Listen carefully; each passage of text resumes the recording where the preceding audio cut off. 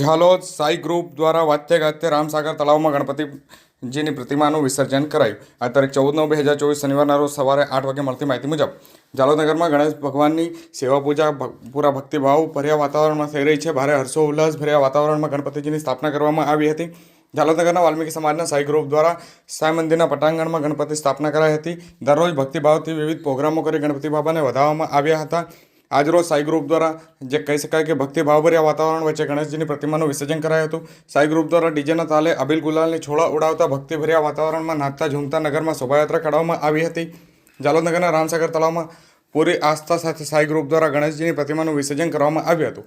વાલ્મીકી સમાજ દ્વારા સમાજના લોકો જે મોટાભાગે ડીજે નાસિક ઢોલ જેવા વ્યવસાયથી જોડાયેલા હોવાથી તેમના દ્વારા વિસર્જન આજરોજ કરવામાં આવ્યું હતું. કારણ કે આનંદ ચોદસના દિવસે મોટાભાગના વાલ્મીકી સમાજના લોકો શોભાયાત્રામાં ડીજે બેન્ડ ઢોલ નગારા નાસિક ઢોલ વગાડતા જોવા મળશે.